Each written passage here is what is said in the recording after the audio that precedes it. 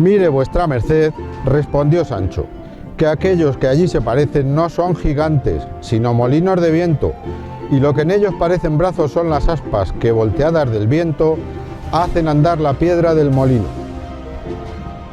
Con esta frase de Sancho Panza hemos querido comenzar una nueva entrega de lo que esconde Valdepeñas, y en este caso con mayor motivo porque no hemos encontrado documentación alguna sobre estos dos molinos situados en el Cerro de San Blas, cuyas ruinas son el mejor testigo de su existencia. Sabemos que a lo largo de la historia distintas culturas utilizaron el viento como energía. Por la fecha de aparición de los primeros molinos de viento manchegos, se especula con la idea de que este ingenio fue traído por Carlos I desde Flandes en el siglo XVI, a consecuencia de los largos periodos de sequía de La Mancha. En La Mancha esto parece tener todo el sentido, pues la llamamos así por la traducción de Almansa o la Seca, en tiempo de la España musulmana.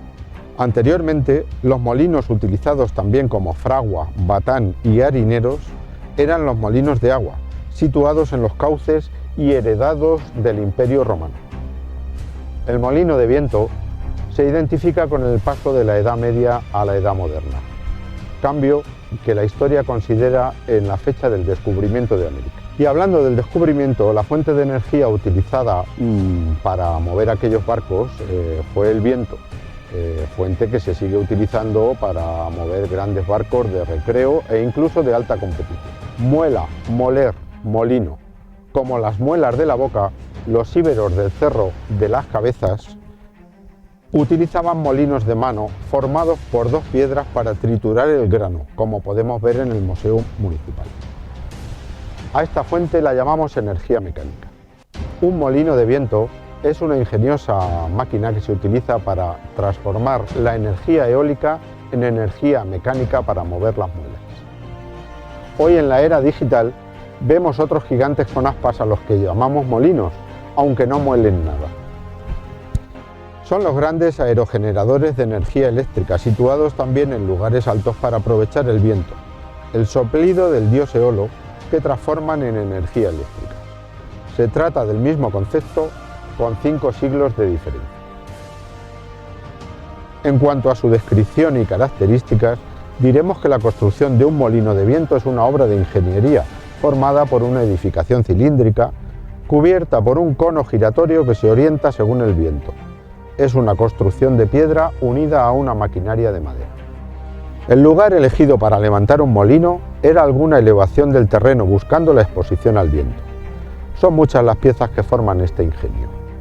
Empezamos por el palo de gobierno, utilizado para girar la cubierta cónica y orientar las aspas al viento. Observamos que los molinos tienen forma cilíndrica para tolerar el giro de toda la maquinaria, junto con el tejado, según la necesidad del molinero que busca el viento. ¿Cómo averiguaba el molinero el origen de los vientos? Abriendo y cerrando las 8 ventanas que vemos en la parte superior para localizar la dirección. La altura total del conjunto era de unos 11 metros y el diámetro del cilindro de unos 6 metros. El cerramiento se realizaba con un muro construido con piedra del lugar que podía tener hasta 1 metro de espesor en la planta baja. Esta estructura de gran solidez era capaz de soportar el peso del conjunto y las grandes vibraciones generadas por el rozamiento y movimiento de la maquinaria durante la molienda. Tenía 3 plantas a las que se accedía por una escalera de caracol cogida a la cara interna del muro, por la que el molinero subía los sacos hasta una tolva situada en el tercer nivel, llamado moledero.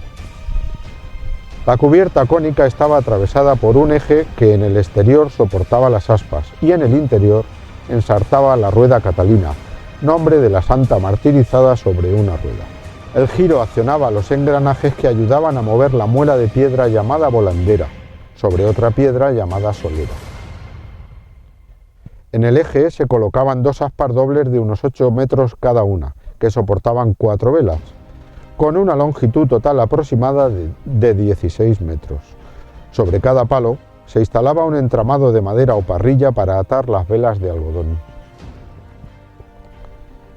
Los molinos manchegos fueron en su mayoría propiedad de las órdenes militares y de las órdenes religiosas, que solían dar su explotación a censo perpetuo, una renta anual vitalicia que pagaba el molinero, pago que podía ser en especie, como el que recibían de los agricultores que llegaban con su grano cargado en las acémilas. En cuanto a la ignorada historia de nuestros dos molinos de viento, se encuentran al sur de la localidad, sobre el cerro de San Blas o de San Cristóbal, a una altitud de 775 metros sobre el nivel del mar, y cierran el paisaje manchego, abriendo las puertas de Andalucía. En 1585, y tras 10 años de negociación, Felipe II finaliza la venta de la villa de Valdepeñas a don Álvaro de Bazán, primer marqués de Santa Cruz, en base a la renta anual media obtenida por la Orden de Calatrava en Valdepeñas y que ascendía a algo más de 2 millones de maravedís. 3 años más tarde, don Álvaro de Bazán moría en Lisboa. En documentación examinada de los sucesivos herederos del marquesado, no se ha hallado información alguna relacionada con los molinos.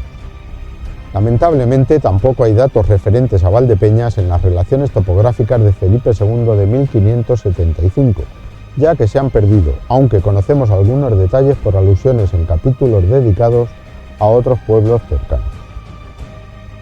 Saltando a las noticias de la localidad en el siglo XVIII, en el catastro del Marqués de Ensenada encontramos a Valdepeñas como el granero de la Mancha, aunque sin hacer referencia a los dos molinos de viento.